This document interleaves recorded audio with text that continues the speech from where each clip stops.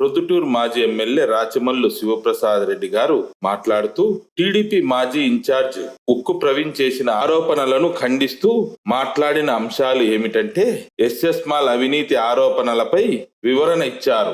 మున్సిపాలిటీకి కట్టాల్సిన బకాయిల విషయంలో రాచమల్లు 2.50 కోట్ల రూపాయలు లంచం తీసుకున్నారని ఉక్కు ప్రవీణ్ ఆరోపించారు. దీనికి సమాధానంగా రాచమల్లు మాట్లాడుతూ ఎస్ఎస్ మాల్ మున్సిపల్ నిబంధనలకు విరుద్ధంగా డీవియేషన్ చేసి నిర్మించబడిందని, దీనికి సంబంధించి బిల్డింగ్ రెగ్యులరైజేషన్ స్కీమ్ బిపిఎస్ కింద సుమారు 3.12 కోట్ల రూపాయలు కట్టాలని గతంలోనే నోటీసులు కూడా మున్సిపాలిటీ ఇచ్చిందని రాచమల్లు అన్నారు. వడ్డీతో కలిపి ఆ మొత్తం ఇప్పుడు 8 నుంచి 9 కోట్ల రూపాయలకు చేరి ఉండవచ్చని, 3 కోట్ల రూపాయలు మున్సిపాలిటీకి బాకీ ఉన్న వ్యక్తి 2.5 కోట్ల రూపాయలు లంచం ఎందుకు ఇస్తాడని ఒక్కసారి ఆలోచన చెయ్యాలని ఉక్కు ప్రవీణ్ ను ఉద్దేశించి రాచమల్లు శివప్రసాద్ రెడ్డి గారు ప్రశ్న లేవనెత్తారు. ఒకవేళ లంచం ఇస్తే బకాయిలు రద్దు కావాలి లేదా ఆక్యుపెన్సీ సర్టిఫికేట్ ఇప్పించాలి. కానీ ఎస్ఎస్ మాల్ కు ఇప్పటికీ ఆక్యుపెన్సీ సర్టిఫికేట్ ఇవ్వలేదు. బకాయిలు కూడా ఇంకా పెండింగ్ లోనే ఉన్నాయి. అలాంటప్పుడు లంచం అనే అంశము ఇక్కడ ప్రశ్నే కాదు. లంచం తీసుకుంటే మున్సిపాలిటీ బకాయిలు రద్దు చేయాలి కదా. ఒక్కసారి ఉక్కు ప్రవీణ్ తర్కంతో ఆలోచన చెయ్యాలని రాచమల్లు శివప్రసాద్ రెడ్డి గారు హితబోధ చేశారు. ఎస్ఎస్ మాల్ యాజమాన్యం వరదరాజులరెడ్డి కుమారుడు కొండారెడ్డి మరియు వారి అనునేయులదని రాచమల్లు స్పష్టం చేశారు. ఉక్కు ప్రవీణ్ నిజంగా చిత్తశుద్ధి ఉంటే తన సొంత పార్టీ నేత అయిన వరదరాజుల రెడ్డిని కానీ లేదా కొండారెడ్డిని గాని ఆ బకాయిలు కట్టమని గట్టిగా ప్రశ్నించాలి. కానీ ప్రతిపక్ష నాయకుడైన రాచమల్లుపై నిందలు వేయడం సరికాదని రాచమల్లు అభిప్రాయపడ్డారు. బిపిఎస్ డబ్బులు కట్టకపోతే ఎస్ఎస్ మాల్ ను సీజ్ చేయడం వల్ల మున్సిపాలిటీకే నష్టం వాటిల్లుతుందని, ఎందుకంటే అక్కడ ఉన్న షాపుల ద్వారా వచ్చే నెలవారీ పన్నులు ఆగిపోతాయని రాచమల్లు వివరించారు. చట్ట ప్రకారం ఆస్తిలో 10% మున్సిపాలిటీ వద్ద మార్టిగేజ్ చేయబడి ఉందని, ఎప్పటికైనా ఈ డబ్బులు వడ్డీతో సహా తప్పక వసూలు అవుతాయని రాచమల్లు చెప్పారు. ఉక్కు ప్రవీణ్ ను పిరికివాడని సంబోధిస్తూ వరదరాజుల రెడ్డిని విమర్శించే ధైర్యం లేక ప్రతిపక్ష నాయకుడైన రాచమల్లును టార్గెట్ చేస్తున్నారని రాచమల్లు మండిపడ్డారు. ప్రస్తుతం టీడీపీ అధికారంలో ఉంది కాబట్టి లోకేష్ ద్వారా కలెక్టర్కు ఆదేశాలు ఇప్పించగలిగితే ఉక్కు ప్రవీణ్ తప్పకుండా ఆ బకాయిలను వసూలు చేయించచ్చని, ఉక్కు ప్రవీణ్ ఆ దిశగా ప్రయత్నాలు చేయాలని రాచమల్లు రూట్ మ్యాప్ చెప్పారు. అబద్ధం అనేది నిజం యొక్క బట్టలు వేసుకొని ఊర్లో తిరుగుతూ అందరినీ నమ్మిస్తుందని, కానీ నిజం నగ్నంగానే ఉంటుందని, అందుకే పెద్దలు నగ్న సత్యం అని అంటారని రాచమల్లు సత్యం నగ్న సత్యం కథను వివరించారు. రాచమల్లు రాజకీయ జీవితం ఒక తెరిచిన పుస్తకం లాంటిదని, అబద్ధపు ప్రచారాలను ప్రజలు నమ్మవద్దని విజ్ఞప్తి చేశారు. తన కుమార్తె పెళ్లి విషయంలో కూడా చేసిన వ్యక్తిగత విమర్శలను విమర్శ చేసిన వారి సంస్కారానికే వదిలేస్తున్నానని రాచమల్లు శివప్రసాద్ రెడ్డి గారు అన్నారు. అభివృద్ధిని అడ్డుకున్నానన్న ఆరోపణల్లో ఏమాత్రం వాస్తవం లేదని, ప్రొద్దుటూరు నియోజకవర్గంలో రాచమల్లు హయాంలో వైఎస్ జగన్మోహన్ రెడ్డి గారి ప్రభుత్వంలో చేసిన అభివృద్ధి పనులే మాట్లాడుతున్నాయని, అవసరమైతే ఉక్కు ప్రవీణ్ తన కుటుంబ సభ్యులు కూడా తాను చేసిన అభివృద్ధి పనులతో మాట్లాడవచ్చని, ఉదయం లేచినప్పటి నుంచి తాత్కాలిక కూరగాయల మార్కెట్ నుంచి మైదుకూరు రోడ్డు గుండా ప్రయాణం చేసినా తను చేసిన అభివృద్ధి మాట్లాడుతుందని, అలాగే ప్రతిరోజు మైలవరం డ్యాం నుంచి వస్తున్నటువంటి మంచినీళ్లతో కూడా తను చేసిన అభివృద్ధి ఏమిటో ఉక్కు ప్రవీణ్ కుటుంబ సభ్యులు మాట్లాడవచ్చని, ఇంకా పలు రాచమల్లు హయాంలో చేసినటువంటి అభివృద్ధి పనుల గురించి ప్రస్తావిస్తూ రాచమల్లు సుదీర్ఘమైనటువంటి వివరణ ఇచ్చారు. ఇంకా రాచమల్లు ఏమన్నారో ఆయన మాటల్లోనే ఈ పూర్తి వీడియోను చూసి వీక్షకులు తెలుసుకోవాలని విజ్ఞప్తి చేస్తున్నాం. ప్రొద్దుటూరు నియోజకవర్గ ప్రజలందరికీ మీ బిడ్డలాంటి రాచమల్లు హృదయపూర్వకంగా నమస్కరిస్తూ ఒక 2 2 రోజుల క్రితం అనుకుంటా తెలుగుదేశం పార్టీ మాజీ ఇన్ఛార్జ్ ప్రవీణ్, ఇప్పుడు ఆయనకి ఏమీ పార్టీ పదవి లేకపోయినొచ్చు, గతంలో అయితే ఆయన తెలుగుదేశం పార్టీ ప్రొద్దుటూరు నియోజకవర్గ ఇన్ఛార్జ్, ఎస్ఎస్ మాల్ కు సంబంధించి పాత్రికేయుల సమావేశాన్ని నిర్వహించి, ఎస్ఎస్ మాల్ అంటే ప్రజలారా వివేకానంద హోల్సేల్ క్లాత్ మార్కెట్ ఎదురుగా ఉండేది పొరపాటు రోడ్డు, మేము రాజన్న భోజనం పెట్టినాం కదా దాని పక్కన ఉండేది షాపింగ్ కాంప్లెక్స్. అందుకు సంబంధించి మున్సిపాలిటీకి కట్టాల్సిన డబ్బులు వాళ్ళు కట్టలేదని, ఆ కట్టకపోవడానికి కారణం నేను అవినీతికి పాల్పడినానని 2,50,00,000 రూపాయలు నేను లంచం తీసుకున్నానని చెప్పి ప్రవీణ్ నా పైన ఆరోపణలు చేయడమే కాకుండా ఇంకా కొన్ని అనవసరమైన మాటలు కూడా రాజకీయపరమైన కోణంలో కాకుండా వ్యక్తిగతమైన కోణంలో కూడా నా బిడ్డ పెళ్లికి లెక్కలేదు అన్ని విషయాలు కూడా మాట్లాడారు. అది వాళ్ళ యొక్క సంస్కారానికి నేను వదిలేస్తా. ఇంకొకటి కూడా ఏం మాట్లాడాడంటే ఆయన, నేను ఆరోపణ చేస్తానా కాబట్టి నువ్వు ప్రెస్ మీట్ పెట్టి నువ్వు సమాధానం ఇయ్యాలా రాచమల్లో అని అడిగినాడు. మంచిదే, నేనే సమాధానం ఇస్తానప్ప ప్రవీణ్, నీ కోరిక మేరకు, నీ అభ్యర్థన మేరకు, ముద్దుగా నువ్వు మాట్లాడిన ప్రేమపూర్వకమైన మాటలకు నేనే సమాధానం స్వీకరించు. నా సమాధానం ప్రజలు కూడా తెలియాలి కదా, అందుకే నేనే ఇస్తాను. అందులో నువ్వు మాట్లాడిన మాటలు ఏంటంటే ఊరిక ముందు మాటలు చెప్పి మళ్ళీ తర్వాత ఈ విషయమే చెప్పి, ఎస్ఎస్ మాల్ కు సంబంధించి నేను అవినీతికి పాల్పడినాను, రెండోది నేను ఒక ఫెయిల్యూర్ లీడరు, మూడవది బంగారెడ్డి మీ బావ కోసం అంటే కాణిపాకం వచ్చి ప్రమాణం చేస్తావని అందరిని అడుగుతుంటావు కదా, మీ బావ ఎస్ఎస్ మాల్ లో డబ్బు తీసుకోలేదని ప్రమాణం చేస్తావా బంగారెడ్డి, అదొకటి. మూడవది నా వలన అభివృద్ధి ఆగిపోయింది, అవినీతి పెరిగిపోయింది. ఇవి ప్రధానంగా ఆయన మాట్లాడిన మాట. అన్నిటికీ సమాధానం చెప్తా ప్రవీణ్, నీకోసం కాకపోయినా ప్రజల కోసమైనా చెప్తా. నా వ్యక్తిత్వాన్ని, నా నిజాయితీని మరొకసారి ప్రజలకు చెప్పుకునే దానికోసమైనా చెప్పాలి కాబట్టి చెప్తా. మొట్టమొదట ఎస్ఎస్ మాల్ కు సంబంధించి ప్రజలకు అర్థం కావాలి. ఎస్ఎస్ మాల్ ఎవరిది అంటే పక్కాగా చెప్పాలంటే వరదరాజిరెడ్డి కుమారుడు కొండారెడ్డి వారికి సంబంధించినటువంటి అనునీయులు, అంటే వారి మిత్రులు, సహచరులు, రాజకీయంగా వారికి ఉపయోగపడే వాళ్ళు,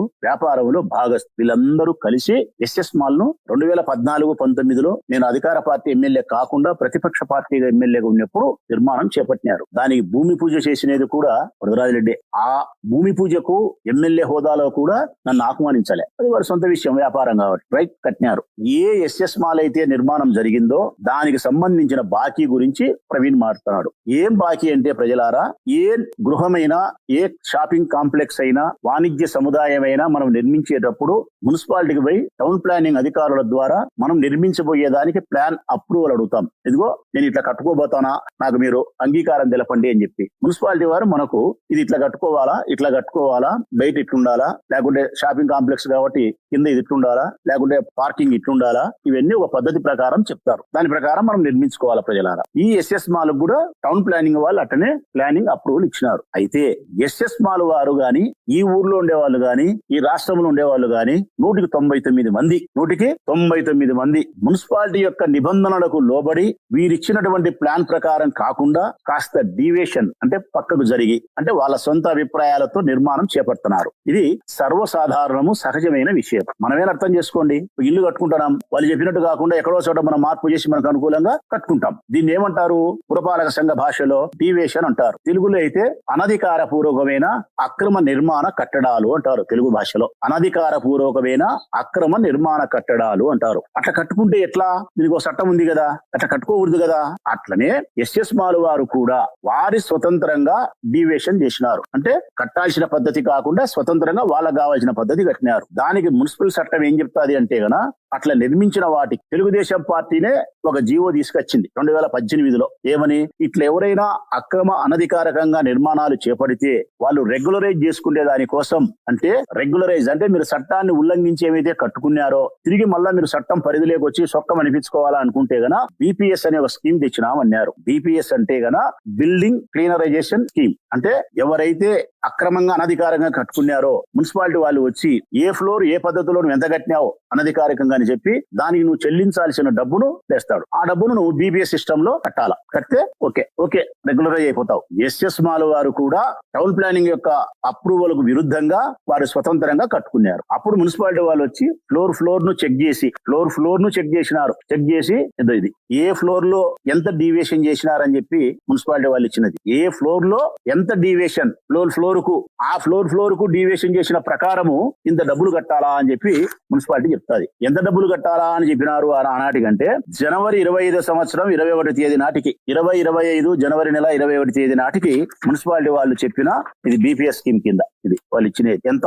5,84,49,267. ఎప్పటికి? 21 సంవత్సరానికి. 18 సంవత్సరంలో ఇచ్చినప్పటికి తెలుగుదేశం ప్రభుత్వం తీసుకొచ్చినప్పటికి 3,12,00,000. 3,12,00,000. ఇది మున్సిపాలిటీ వారు ఎస్ఎస్ మాల్కి ఇచ్చినది. ఇది 3,12,00,000 కట్టాలా అని ఇచ్చినారు. ఎందుకు?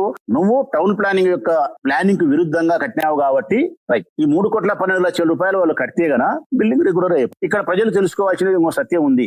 ఏ ఎస్ఎస్ మాల్ అయినా, ఏ వాణిజ్య సముదాయమైనా, ఏదైనా సరే నువ్వు కట్టేటప్పుడు ఆ స్థలములో నిర్మించబడినటువంటి ఎన్ని అంతస్తుల భవనమైనా మొత్తం ఆ ప్రాపర్టీ అంతా 10% ఆస్తి మున్సిపాలిటీ పేరుతో మార్టిగేజ్ కాబడుతుంది. ఇది ఇంపార్టెంట్ ప్రజలారా. ఎస్ఎస్ మాల్ యొక్క ఆస్తి ఎన్ని ఫ్లోర్లు ఉన్నాయో అన్ని ఫ్లోర్లకు సంబంధించి స్థలం దేకీలు మొత్తం బిల్డింగ్ కన్స్ట్రక్షన్ వరకు 10% ఆ ఆస్తి పురపాలక సంఘం ప్రొద్దుటూరు వారి యొక్క ఆధీనంలో మార్టిగేజ్ చేయబడి ఉంటుంది. కారణం, నువ్వు ఏ రోజైతే వాళ్లకు చెల్లించాల్సిన డబ్బు గాని, వాళ్లకు చెల్లించాల్సిన అనధికార అక్రమ నిర్మాణానికి బీపీఎస్ పద్ధతిలో చెల్లించాల్సిన డబ్బు గాని ఇవన్నీ నువ్వు చెల్లిస్తావో, చెల్లించినప్పుడు నీకు ఓసీ ఇస్తారు. ఓసీ అంటే ఆక్యుపెన్సీ సర్టిఫికేట్. ఆక్యుపెన్సీ సర్టిఫికేట్ అంటే గన నీ యొక్క ఆస్తిని, నీ యొక్క గృహాన్ని, వాణిజ్య సముదాయాన్ని నీ ఆధీనంలోకి తీసుకునే అర్హత నీకు కల్పిస్తాను అంటారు. ఆ ఓసీ ఇచ్చిన తర్వాత మున్సిపాలిటీ పేరుతో ఉండబడిన ఆ 10% మార్టిగేజ్ రిలీజ్ కాబట్టి. ఇది ప్రజలారా. మరి ఎస్ఎస్ మాల్ ఆస్తి కూడా 10% మున్సిపాలిటీ పేరుతో ఉంది. వాళ్ళు 3,12,00,000 కట్టాలా? కట్టలే. వారికి నోటీస్ ఇచ్చినారు. మల్లికార్జున యాదవ్ అనే మున్సిపల్ కమిషనర్ ఉన్నప్పుడు నోటీస్ ఇచ్చినారు. అయ్యా నువ్వు డబ్బు కట్టాలా, నువ్వు కట్టకపోతే నీకు వడ్డీ పడుతుంటదని చెప్పినారు. ఆ 3,12,00,000 ఇప్పటికి అది 21 సంవత్సరానికి 5 కోట్ల చిల్లర అయింది. ఇప్పటికి అది 9 కోట్ల 8 కోట్లు అయి ఉంటుంది. అంటే నువ్వు కట్టనంత మాత్రాన తప్పించుకునేది ఏమీ లేదు. నీ జుట్టు తీసుకుపోయి మున్సిపాలిటీ చేతిలో పెట్టినావు, వడ్డీ దేకలు కట్టాల్సి వస్తుంది. ఇక్కడ ఇంకొక ప్రశ్న, రాబట్టొచ్చు కదా. మన పిఎన్ఆర్ దగ్గర పోయి ఆమె అల్లరి చేసి రాబట్టినారు కదా, ఇది ఎందుకు రాబట్టకూడదు అంటారు. పిఎన్ఆర్ కట్టాల్సినది పన్ను బీపీఎస్ కాదు, పన్ను కట్టాలా. మున్సిపాలిటీకి కట్టాల్సిన పన్ను రూపంలో కట్టాల్సినది రాబడతారు. మున్సిపాలిటీ వాళ్ళు వాళ్ళ రూములలో బాడెక్కుండి బాడె కట్టకపోతే వడ్డీ వ్యాపారస్తు రాబట్టేట్టు రాబడతాడు. వాళ్ళకి కట్టాల్సిన పన్ను అయితే గనా రాబడతాడు. కానీ బీపీఎస్ డబ్బుకైతే అట్లా రాబట్టేదానికి పోలేడు. ఎందుకు పోలేడు అంటే గనా వాడు ఇయ్యకపోతే మూత వేయాలంటాడు. మూత వేస్తే గన ఆ ఎస్ఎస్ మాల్ లో ఉండబడిన అన్ని ఫ్లోర్ల రూములు ఎన్నైతే ఉన్నాయో వాళ్ళంతా పన్ను కడుతున్నారు కదా, పన్ను రాదు. ఎప్పుడైతే బీపీఎస్ డబ్బు అక్రమ అనధికార నిర్మాణాన్ని చేపట్టి మీరు కట్టాల్సిన డబ్బు మీరు కట్టకుండా ఉంటే ఆ డబ్బుకు వడ్డీ ఏ విధంగా పడుతుందో అదే విధంగా బీపీఎస్ డబ్బులు చెల్లించకపోతే ఆ మాల్లో ఉండబడినటువంటి ఏ షాపింగ్ రూమ్ కైనా గానీ రూపాయి కట్టాల్సిందే పన్ను ₹2 కట్టాలా, డబల్. దానికి బీగం వేస్తే మున్సిపాలిటీకి నష్టమా లాభమా? నష్టం. పన్ను ఆగిపోతుంది. పన్ను ఆగిపోతే మున్సిపల్ ఖజానాకు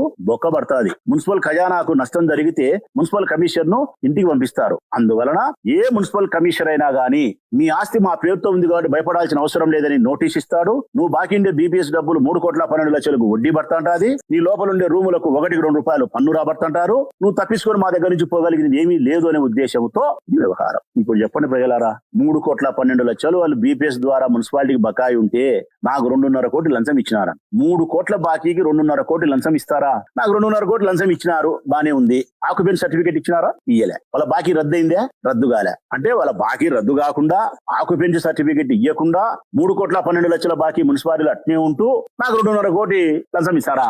ఎవరబ్బా వాళ్ళు అంత అమాయకులు పొద్దుటూరులో? ఇలా ఇంకొక విషయం కూడా తెలుసుకోవాలా. ఈ ఎస్ఎస్ మాల్ కు సంబంధించి ఒక్కరికి కాదు నోటీస్ ఇవ్వాల్సింది మున్సిపల్ కమిషనర్. ఓనర్ ఒకడు కాదు, ఇంతమంది ఉన్నారు. కారణం ఆ షాపింగ్ మాల్ లో రూములు 46 నెంబరు, 47 నెంబరు, 50 నెంబరు రూమ్ ఉంటే ఎవరు వాళ్ళు కొనుక్కున్నారు, వాళ్ళ పేరుతో రిజిస్టర్ అయిపోయినాయి. దాంట్లో కొన్ని రూములు మాత్రం మున్సిపాలిటీ పేరుతో మార్టిగేజ్ చేసి ఉంటారు. అవి మళ్ళీ వాళ్ళు ఏదో గోల్మాల్ చేసుకుని టౌన్ బ్యాంక్ లో లెక్క తీసుకున్నారని అంటారు. అది మాకు సంబంధించిన అంశం కాదు. సత్సాలు ఎట్టిన వాళ్ళు కావనిలే. ఎంతమందికి నోటీసులు ఇవ్వాలి? వాళ్ళు ఇంతమందికి ఇవ్వాలి. మరి 3,12,00,000 బాకీ ఉంటే 2.5 కోట్లు లంచం ఇస్తారా? 2.5 కోట్లు లంచం ఇస్తే ఆక్యుపెన్సీ సర్టిఫికేట్ వచ్చిందే? రాలే. రద్దయిందే బాకీ? రద్దు కాలే. ఇది సమంజసమైనటువంటి అవినీతి ఆరోపణ ప్రవీణ్. పోనీ ఇదేమన్నా మా మిత్రులదే, ఇదేమన్నా నా బంధువులదే, నా రాజకీయ ప్రత్యర్థులది, నా రాజకీయ ప్రత్యర్థికి సహాయం చేసే వ్యాపారస్తులది. అది ఇంకా చేతనైతే వాళ్ళకు నేను కీడు చేయాలా, నేను కీడు చేసేవాడిని కాదు, లంచం తీసుకునేవాడిని కాదు. ప్రొద్దుటూరు పురపాలక సంఘ కమిషనర్ చట్ట ప్రకారం ఏ విధంగా ప్రయత్నించాలో ఆ విధంగా ప్రయత్నిస్తాడు. మరి నేను నీ మాదిరి ఆరోపణ చేయాలంటే నేను అప్పుడు 5 ఏళ్ళు ఎమ్మెల్యేగా ఉన్నాను, నేను రాబట్టలేదు, బానే ఉంది. ఇప్పుడు మీ ప్రభుత్వం వచ్చింది,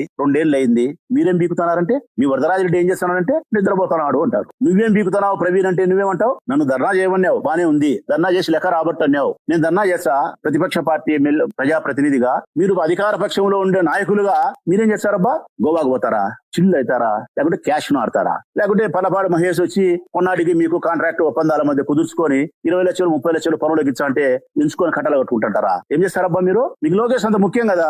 లోకేష్ దగ్గర పోయి లెటర్ ఇచ్చి కలెక్టర్ కు ఫోన్ చెప్పి ఆ బీపీఎస్ లెక్క రాబట్టాలని సెకండ్ల మీద కలెక్టర్ కమిషన్ చెప్తే కమిషనర్ పోయి లెక్క రాబడతాడు కదా. మరి 2 ఏళ్ళు అయింది, లోకేష్ నువ్వు ఆత్మ కదా, రాబట్టలేదే. మీ ప్రభుత్వం పెట్టుకొని లెక్క రాబట్టలే. మీ అధికార పార్టీ ఎమ్మెల్యే భారతీయుడు, ఆయన నీతికి నిజాయితీకి మారుపేరు నంద్యాల వరదరాజిరెడ్డి, ఆయన రాబట్టలే. నువ్వు లోకేష్ కు ఆత్మ అని చెప్తావు, నువ్వు రాబట్టలే. మరి నన్ను నడమైందబ్బా నాకు తెలియకడుగుతా. దీన్ని బట్టి ఏమర్థమైందంటే ప్రవీణ్, నీకు తెలుసు, అన్ని తెలుసు. నువ్వు నన్ను ఎందుకు మాట్లాడుతున్నావు అంటే కారణం చెప్తా. నువ్వు వాస్తవాన్ని మాట్లాడాల్సింది వరదరాజిరెడ్డిని, వరదాడి కొడుకు కొండారెడ్డిని మాట్లాడాలా. వాళ్ళకి సంబంధించింది ఎస్ఎస్ మాల్. ఎందుకంటే పైన మల్టీ సినిమా థియేటర్లు కూడా ఉన్నాయి. అవి కొండారెడ్డి ఇంకా నిర్మాణం జరగాలి. నిర్మాణం జరిగి ఎప్పుడోసారి ఓపెన్ చేసుకుంటారు. కొండారెడ్డి పైన సినిమా థియేటర్ ఎస్ఎస్ మాల్ లో ఆయన రిజిస్ట్రేషన్ కాగితంలో నేను చదివినే ఉన్నాయి. ఎవరు విమర్శించాలా? ప్రవీణ్ విమర్శిస్తే కొండారెడ్డికి సంబంధించిన వాళ్ళే కట్టింది, కొండారెడ్డి వాళ్ళే కట్టినది అంతా వాళ్ళదే. వాళ్ళు లెక్క కట్టాలా. 9 కోట్లు బాకింది కట్టకుండా ఉన్నారు. మళ్ళీ వరదాడి నీతిపరుడు కదా, ఇన్ని మాటలు చెప్తుంటాడు. బీబీఎస్ డబ్బులు రాబట్టమను 2 ఏళ్ళు అయింది కదా అని చెప్పి వరదరాజిరెడ్డిని విమర్శించాలా, కొండారెడ్డిని విమర్శించాలా. నువ్వు వాళ్ళు విమర్శించవు ఎందుకు? భయం. ఏం భయం? ఒకే పార్టీలో కొనసాగుతున్నాం. తెలుగుదేశం పార్టీ ఎమ్మెల్యేను నువ్వు విమర్శిస్తే, తెలుగుదేశం పార్టీ ప్రభుత్వంలో ఉన్నప్పుడు మున్సిపల్ కమిషన్ ను విమర్శిస్తే పైన నీకు తలంటి స్నానం చేపిస్తారు. బాగా సీగుడుకాయ కంకుడుకాయ వేసి రసం తలంటుతారు. ఆ తలంటుతారు కాబట్టి భయపడి నువ్వు విమర్శించలే. అంటే దీన్ని బట్టి నీకు అర్థమైనది, నాకు అర్థమైనది ఏంటంటే ప్రజలారా, ఇతను ఆ ఎస్ఎస్ మాల్ కు సంబంధించిన డబ్బు రాబట్టాలనే కోరిక ఉంది, కొండారెడ్డి వాళ్ళ దగ్గర నుంచి రాబట్టాలనే కోరిక ఉంది. అయితే నేరుగా వాళ్ళని విమర్శించడానికి శక్తి లేక, ధైర్యం లేక పిరికి పొంద కాబట్టి నన్ను సొడ్డు పెట్టి మాట్లాడు. నాకు అనిపించింది ఏంటంటే ప్రవీణ్ చూస్తే 2 కారణాలు. ఒకటి, అబద్ధాలు చెప్పడం అలవాటు. 2, నిజాలు చెప్పలేకపోవడం. అబద్ధాలు చెప్పడం, నిజాలు చెప్పలేకపోవడం వ్యత్యాసం ఉంది ప్రజలారా. ఒకటి అబద్ధాలు చెప్తాడు, నమ్మి చెప్పినట్టు 2.5 కోట్ల లంచం నాకు సంబంధం అన్నట్టు. 2వది నిజాలు చెప్పలేకపోవడం. ఇది కొండాడికి సంబంధం ఉంది రాబట్టు అనే ఆనాలు చూడి చెప్పలేడు. దీని ప్రకారము ఎలక్షన్ల ముందు కూడా విస్తృతమైన ప్రచారం చేసినారు నా మీద ఇచ్చిన అబద్ధాలు చెప్పి. ఒక చిన్న కథ చెప్తా ప్రవీణ్ నీకు, 1 నిమిషం కథలే, బోరు కొట్టదులే. చిన్న కథ. అబద్ధము నిజము, 2 వ్యక్తులు. అబద్ధం అనే వ్యక్తి, నిజం అనే వ్యక్తి. అబద్ధం నిజమే అనుకో, వ్యక్తులేములే. ఏటికి స్నానానికి వినారు పొద్దున్నే 6 గంటలకు. అబద్ధము బట్టలు ఇప్పింది, నిజము బట్టలు ఇప్పింది. 2 నగ్నంగా తయారైనారు. ఎట్లేకి వినారు స్నానానికి, ఎంబద్రమక్క ఎట్లేకి వినారు స్నానానికి. స్నానం చేసినారు బాగా. కాస్త ఒక 5 నిమిషాల ముందు అబద్ధం స్నానం చేసింది. ఒక 5 నిమిషాల ముందు స్నానం చేసి బయటకు వచ్చి నిజం బట్టలు వేసుకుంది అబద్ధం. ఎట్లా? నిజం బట్టలు వేసుకొని ఊర్లోకి పోయింది. ఒక 5 నిమిషాల తర్వాత నిజం స్నానం చేసి గట్టుకు వచ్చినాడు. బట్టలు వేసుకున్నామని చూస్తే తన బట్టలు లేవు, అబద్ధం బట్టలు ఉన్నాయి. నిజం గ్రహించినాడు, నా బట్టలు కాదే, ఈ అబద్ధాన్ని ఈ వేసుకుంటే ఎట్లా అబ్బనేనని చెప్పి నిజం బట్టలు వేసుకోలే. ఆనాటి నుంచి ఈనాటి వరకు నిజం బట్టలు వేసుకోకుండా నగ్నంగా నిలబడిపోయింది. అందుకే మనం ఏమంటాం? నగ్న సత్యము అంటాం. కారణం సత్యం నగ్నమైంది అని. కారణం ఆ బుద్ధు బట్టలు వేసుకోలే, నగ్నం. అట్టనే నగ్నంగా నిలబడిపోయింది నిజం. అబద్ధం ఏం చేసింది? నిజం బట్టలు వేసుకొని ఊర్లోకి వచ్చింది. నిజం బట్టలు వేసుకొని ఊర్లోకి వచ్చింది. ఎవరు? ప్రవీణ్ లాంటి వ్యక్తి, వరదాడి లాంటి వ్యక్తులు. నిజం బట్టలు వేసుకున్నాడు కాబట్టి ఊర్లో తిరుగుతుంటే అందరూ ఏమనుకున్నారు? రజాకు, వెంకటేశ్వర, ఆయన నిజం అనుకున్నారు. నిజం అనుకుని ఊర్లో ప్రజలంతా నీ కన్సుకు రావడం, బాగా మాట్లాడడం, వాడు చెప్పినట్టు నమ్ముతారు. దేశం అంతా పడగొట్టుకొని తిరుగుతాడు అబద్ధం నిజం సొక్క వేసుకొని. ఈ ప్రజలు నమ్ముతారు. అదే పెద్దోళ్ళు చెప్పింది. నిజం నగ్నంగా నిలబడిపోయింది. అబద్ధం మటుకు తెల్లవారి తల్లికి 4 ఊర్లు తిరుక్కొని మళ్ళీ ఇంటికి వచ్చాంది. ఈ అబద్ధం చెప్పే మాటలు ప్రజలు నమ్ముతున్నారు అని చెప్పింది. ఈ కథలో సారాంశం ఏంటంటే ప్రవీణ్, నేను నిజం నగ్నం.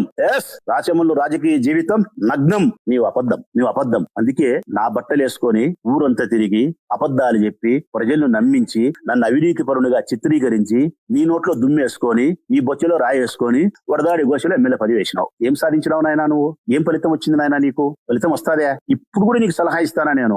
నిజాయితీతో కూడిన రాజకీయాలు చేయి, నిర్భయంగా నిజాలు మాట్లాడు, ప్రజాసేవ కోసం నీ జీవితాన్ని అంకితం చేయి, పద్ధతి ప్రకారం మాట్లాడాక అబద్ధాలు. ధైర్యం పెట్టుకో. ఎందుకు ధైర్యం లేదు? ఇప్పుడు మేము ఉండాం, 100% ధైర్యంగా జీవిస్తాం, 100% నిజాలే మాట్లాడతాం, 100% 90% స్వార్థాన్ని జయించి మేము బతున్నాం. మాలో ఏదైనా స్వార్థం ఉంది అంటే ఒకటే, ఎన్నోసార్లు చెప్పినా కదా, ఒక్క స్వార్థమే నాలో ఉండేది. డబ్బు కాదు, విద్యలు కాదు, మేడలు కాదు, ఆస్తులు కాదు, ఏంటి లేవు ప్రవీణ్. ఒక్క స్వార్థమే రాచమల్లి శరీరంలో ఉండేది. నేను సస్తే నా పాడే ముందు పోతాంటే నా పాడే వెనకల ఈ ఊరు కదలాలా. దీనికోసమే బతుకుతాను నేను. దీనికోసమే నేను ఎంతో పోగొట్టుకున్నా. ఎన్నాళ్ళు ఇట్లా అబద్ధాలు చెప్పి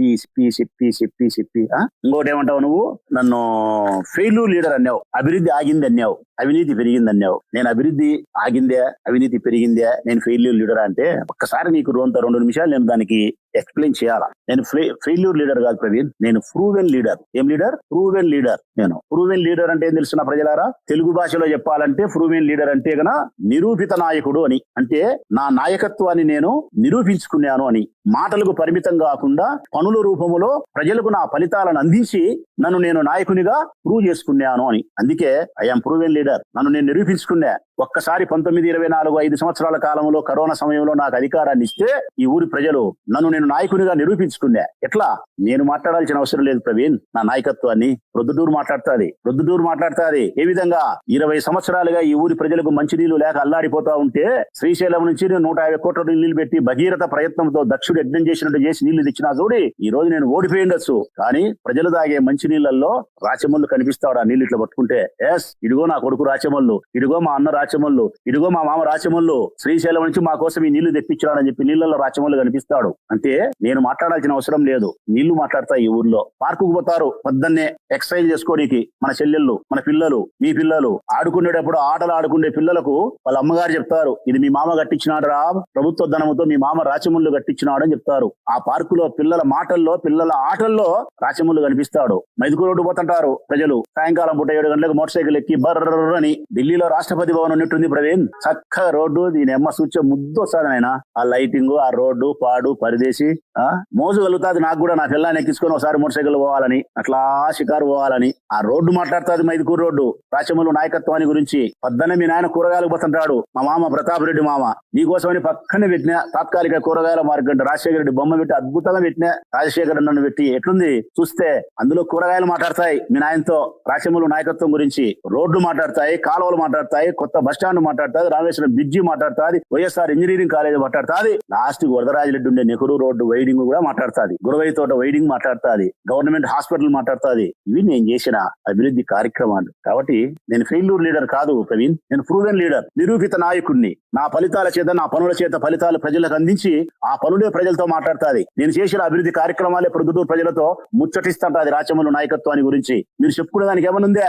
ఇంకా అడుగుతున్నావు ఇంకొక మాట కూడా. మన భూమికి సంబంధించి 150 కోట్ల భూమికి సంబంధించి అవినీతి చేసినారని చెప్పి మేము మాట్లాడితే, బంగారెడ్డి అంటే నువ్వు కాణిపాకం వచ్చి ప్రమాణం చేయంటావు కదా, మరి మీ బావ కోసం నువ్వు కాణిపాకం వచ్చి ప్రమాణం చేస్తావా బంగారెడ్డి అని మాట్లాడినాడు ప్రవీణ్. దేనికి? ఎస్ఎస్ మాల్లో మీ బావ డబ్బు తీసుకోలేదని ప్రమాణం చేస్తావా? మహర్షి దాంట్లో డబ్బు తీసుకోలేదని ప్రమాణం చేస్తావా అని మా బంగారెడ్డిని అడిగినావు. ఎందుకు నా బావమర్ది ప్రమాణం చేయాలా ప్రవీణ్? నాకు తెలియకడుగుతా. నా వ్యక్తిగత జీవితానికి, నా రాజకీయ జీవితానికి బంగారెడ్డికి ఒక హద్దు వరకు సంబంధం ఉంటుంది. ఒక హద్దు దాటితే నేను లెక్క తీసుకున్నా లేదా పాపం వానికటి తెలుస్తుంది. ఎందుకు కదా? ప్రశ్నిస్తే నన్ను ప్రశ్నించాలా, ప్రమాణం చేస్తే నేను ప్రమాణం చేయాలా? వానికటి తెలుస్తుంది పాపం. అందులో వాడు లెక్క, నేనన్నా లెక్క అంటే ఎక్కడన్నా ఏదన్నా ఇతరులకు మేలు చేసి 10 రూపాయలు వచ్చి తీసుకొని 11 రూపాయలు నీటి ఖర్చు పెడతా. నా బామర్ది అట్రోడు కూడా కాదు. నేను అవినీతి చేయను. వ్యాపారం చేసో ఎవరికైనా ఏదైనా ప్రయోజనం, చట్ట ప్రకారం ప్రయోజనం చేసి సంతోషంగా నువ్వు డబ్బులు ఇచ్చే తీసుకొని ఆ డబ్బు బీదోలకు ఏమైనా పంచుతానేమో. నా బామర్ది అట్లా కూడా చేయడు. కఠినం వాడు, నీతిగా ఉంటాడు, నిజాయితీగా ఉంటాడు. అందుకే ఈ రోజు కూడా పేదరికంలోనే ఉన్నాడు వాడు, మధ్యతరగతి కుటుంబీకునే ఉన్నాడు వాడు. నా బామర్దిని చూసినా, మా మామగారిని చూసినా నాకు ఎందుకు ఇష్టం అంటే, గర్వం అంటే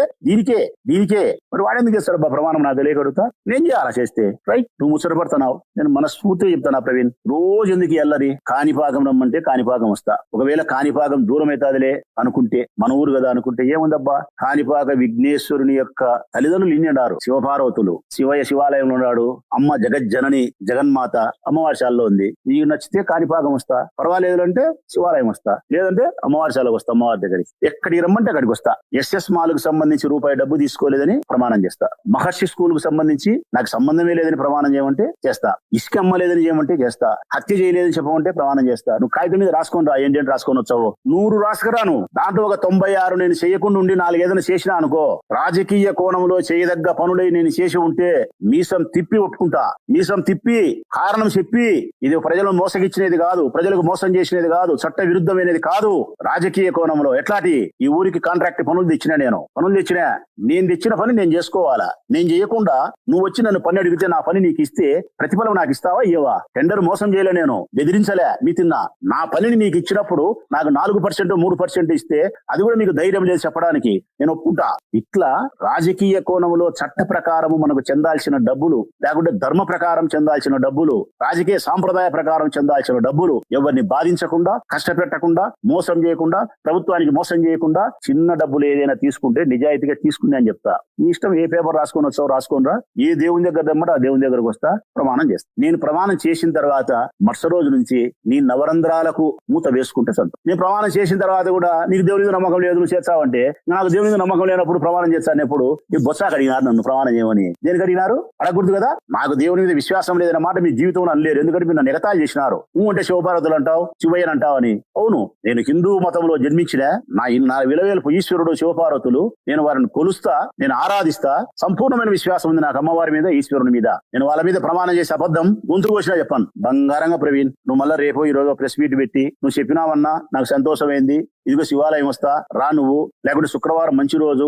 అమావాస్యాలకు రా అంటే అమావాస్యాలకు వస్తా, లేదు సోమవారం ఈశ్వరుడు మంచి రోజు శివాలయం అంటే శివాలయం వస్తా, లేదు బేస్తవారం కాణిపాకం అంటే కాణిపాకం వస్తా, ఎక్కడికి రమ్మంటే అక్కడికి వస్తా. నువ్వు ఒక పేపర్ మీద రాసుకొని వచ్చి అవినీతికి సంబంధించి నువ్వు ఏమి చెప్తే అవన్నీ నేను ప్రమాణం చేయమంటే చేస్తా. సరిపోతుందా ప్రవీణ్? ఇంకా ఏమన్నా కోదవందే? ఫైనల్ గా నేను ప్రవీణ్ చెప్పేది ఏంటంటే, ఫైనల్ గా దీనికి సంబంధించి ఎస్ఎస్ మాల్ కు సంబంధించి బీపీఎస్ కింద 3,12,00,000 రూపాయలు కట్టాలా. 2019 సంవత్సరంలో బీపీఎస్ నిబంధనల ప్రకారం నోటీసులు ఇచ్చినారు. 2019లో బీపీఎస్ తెలుగుదేశం ప్రభుత్వమే తీసుకొచ్చింది, 18లో ఇచ్చినారు. అప్పటి నుంచి ఇప్పటి వరకు వాళ్ళు డబ్బు కట్టలే, రెగ్యులరైజ్ చేసుకోలే. 10% కంటే తక్కువ డీవియేషన్ ఉంటే 10% కంటే తక్కువ డీవియేషన్ ఉంటే ఆక్యుపెన్సీ లెటర్ ఇస్తారు. 10% కంటే ఎక్కువ డీవియేషన్ ఉంటే ఓసీ ఇవ్వరు, ఆక్యుపెన్సీ లెటర్ ఇయ్యరు. కానీ 10% వాళ్ళ ఆస్తులు మార్టిగేజ్ చేయబడి ఉంటాయి మున్సిపాలిటీ పేరుతో. ఎస్ఎస్ మాల్ యొక్క ఆస్తి కూడా వాళ్ళ పేరుతో మార్టిగేజ్ కాబడింది. వడ్డీ దేకీలు కలిపితే ఈ రోజు 9 కోట్ల రూపాయల దాకా బాకీ ఉంది. ఆ బాకీ రాబట్టాల్సిన బాధ్యత మున్సిపల్ కమిషనర్ మీద ఒత్తిడి తీసుకురావాల్సిన బాధ్యత నంద్యాల వరదరాజిరెడ్డికి. నంద్యాల వరదరాజిరెడ్డి ముసలోడు చేత కాదు కాబట్టి,